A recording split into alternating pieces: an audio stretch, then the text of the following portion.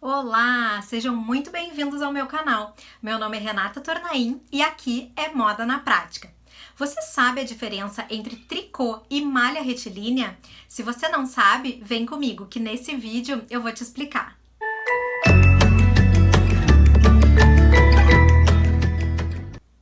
Esse é um tema que eu sou apaixonada. E quem não é, né, gente? Aquele trabalho artesanal do tricô, das agulhas. O que a malha retilínea veio fazer? Dá o mesmo aspecto, só que de uma forma para aumentar a produtividade. Então a gente está falando de uma máquina industrial que faz um trabalho de entrelaçar os fios, exatamente como é feito com as agulhas artesanais, porém com fios industriais, para que a gente ganhe mais escala no processo produtivo. Existem ainda algumas máquinas manuais, mas a maioria delas hoje em dia nas tecelagens já são máquinas eletrônicas. E para a gente poder desenhar e criar peças de tricô, a gente sempre tem que ter um entendimento sobre como que funciona, para que a gente possa fazer especificações técnicas pertinentes para quem vai desenvolver e construir as nossas peças. Então vamos lá, existem 3 pilares essenciais para a gente conseguir entender a construção de uma peça de retilínea, de malha retilínea, que é comercialmente chamada de malha tricô. O primeiro ponto é o maquinário. Eles estão divididos por numeração. Então vai do 3 e pode chegar até o 16. Quanto menor a numeração, maior, mais graúdo fica o ponto. E em compensação, quanto maior o número da máquina, mais fininho fica o nosso ponto.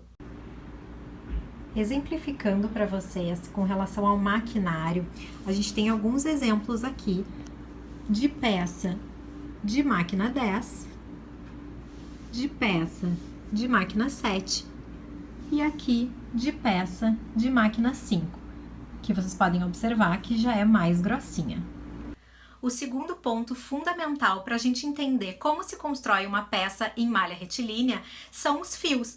E aí a gente divide em 2 partes. A questão da composição, de como que o fio é construído, e também a quantidade de fios que a gente vai usar para tecer uma peça.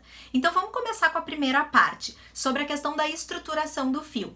Existe a parte da composição, de se ele é um fio com elastano, se ele é um fio de acrílico, se ele é um fio de algodão, e também o formato que ele é construído, se ele é um fio flamé, se ele é um fio botonê ou bouclé, e isso difere como que vai ficar o aspecto dele depois de tecido. Se vai ficar mais felpudinho, se vai ficar com um toque mais seco, se vai ficar com mais elasticidade. Depois, o segundo aspecto que eu comentei é a questão da quantidade de fios. Obviamente, quanto maior a máquina, quanto maior o ponto da máquina, a agulha, no caso a numeração dela é menor, mais fios a gente consegue introduzir. Então imaginem, uma agulha maior, mais cabos a gente consegue introduzir de fio.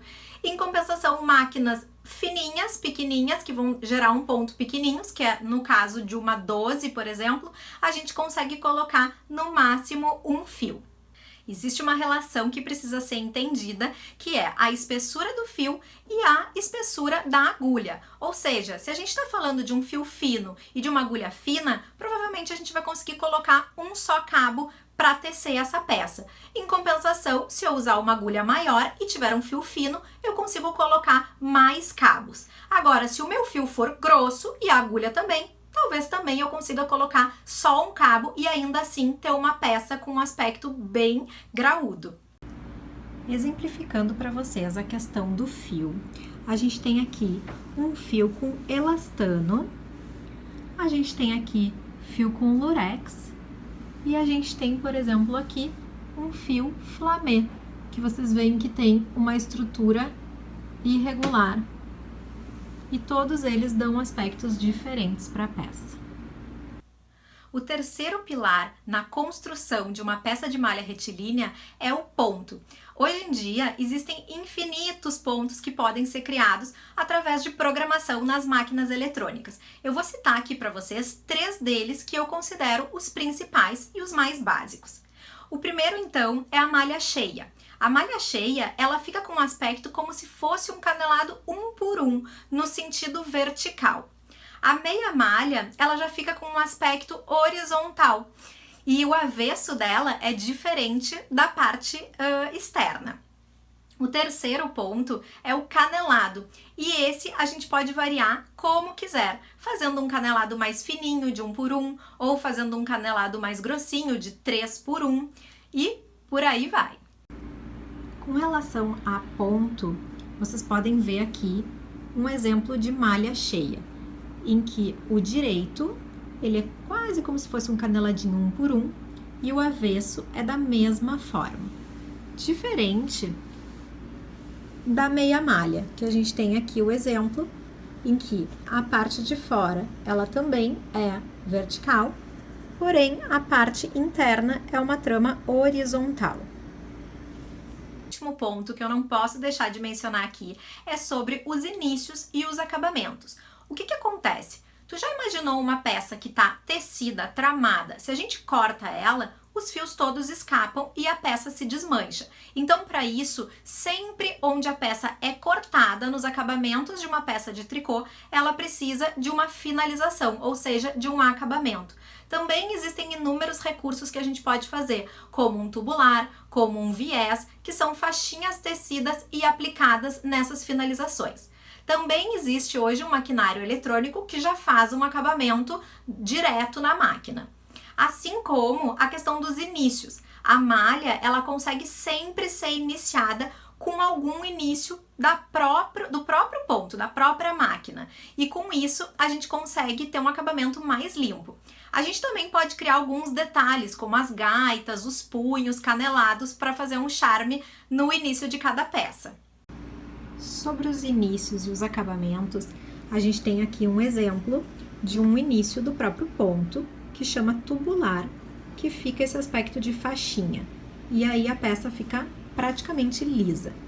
Aqui a gente já tem um início de peça canelado, também é do próprio ponto, porque vocês podem observar que não tem nenhuma costura. Então, a peça começa canelada e depois muda automaticamente para o ponto. Sobre os acabamentos, esses sim precisam normalmente de uma costura. A gente tem aqui o exemplo do viés e aqui a gente já tem um exemplo de um canelado. Esse canelado aqui, ele é colocado com uma overlock aplicado. E esse já é colocado como um viés, que aí ele fica só com um pespontinho. Estes são os conteúdos básicos, iniciais e fundamentais para a gente construir, desenvolver e produzir peças de malha retilínea. Se tu gostou desse conteúdo, curte aqui esse vídeo e nos vemos no próximo. Até lá!